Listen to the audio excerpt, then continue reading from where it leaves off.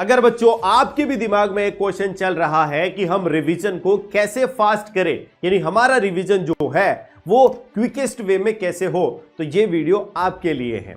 इस वीडियो में आप इस क्वेश्चन का बहुत अच्छे तरीके से शानदार जवाब चाहेंगे, शानदार जवाब मिलेगा। ठीक है, तो बच्चों मैं एक्सप्लेन करता हूं कि कैसे आप अपने रिवीजन को फास्ट कर सकते हैं। देखो, रिवीजन को फास्ट करने के पहली बात तो ये है कि दो तरीके होते हैं। एक रिवीजन होता है वर्बल, एक होता है नॉन वर्बल। कौन सा बेस्ट है सर, ये बता दो हमें, वर्बल बेस्ट है या नॉन वर्बल? तो सबसे बेस्ट तरीका जो है वो है नॉन वर्बल, जिसमें हम लिख लिख कर प्रैक्टिस करते हैं, लिख लिख कर हम रिवाइज करते हैं। लेकिन सर इसमें तो बहुत टाइम जाता है, और कभी कभार तो इतना टाइम चला जाता है कि जितना हमें पढ़ने में नहीं लगा उतना रिवीजन में लग गया है। इतना टाइम तो हमारे पास है नहीं, तो फिर इसका क्या करें, इसके बारे में भी मैं इस वीडियो में आपको बताऊंगा कि इसको भी कैसे फास्ट करें। और दूसरा क्विकेस्ट तरीका है जो बेटर है वो है वर्बल। वर्बल को कैसे करना है भाई, आपने एक चैप्टर पढ़ा, चैप्टर पढ़ रखा है आपने बहुत अच्छे से, आपके दिमाग में पिक्चर क्लियर है। अब आपको रिवीजन करना है, तो आप उसके पहले सब टॉपिक्स को याद करें, सब टॉपिक दिमाग में है। अब उस सब टॉपिक पर क्वेश्चन फ्रेम करें, और क्वेश्चन फ्रेम करके मिरर के सामने उस क्वेश्चन को आंसर करें, और खुद चेक करें साइमल्टेनियसली कि आप कहीं गलत तो नहीं बोल रहे हैं। यानी आप जिस क्वेश्चन को आंसर कर रहे हैं, क्या उस क्वेश्चन को आंसर इस तरीके से अगर आप करते हैं तो पूरे में से पूरे मार्क्स मिलेंगे।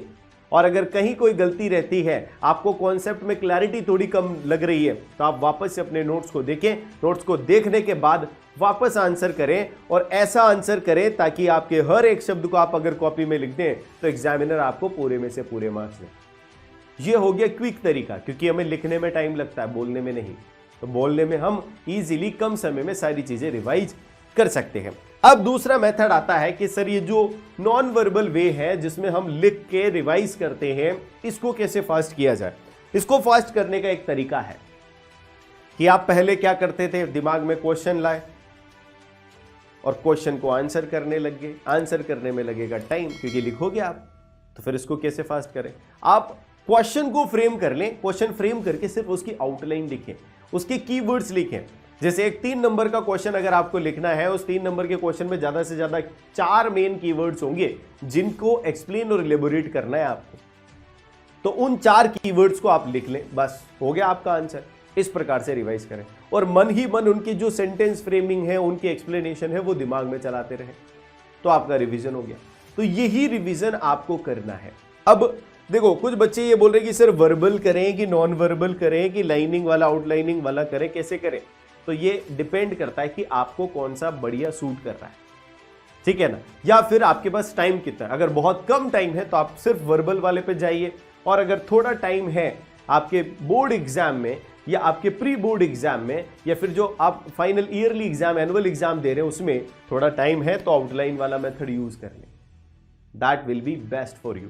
तो बच्चों, इस प्रकार से अगर आपने रिवीजन किया तो मैं गारंटी देता हूं कि आपके एग्जाम में, चाहे वो कोई भी सब्जेक्ट हो, चाहे वो कोई भी बोर्ड हो, चाहे वो कोई सा भी एनुअल एग्जाम हो या प्री बोर्ड हो, हर एक एग्जाम में आप अच्छा स्कोर करोगे, और पूरे में से पूरे स्कोर करोगे अगर इस टेक्निक का इस्तेमाल आप लोगों ने कर लिया। तो ठीक है बच्चों, इस टेक्निक को अपनाइए और अपने स्कोर को बूस्ट कीजिए और टॉप कर जाइए अपनी अपनी क्लास में। Thank you.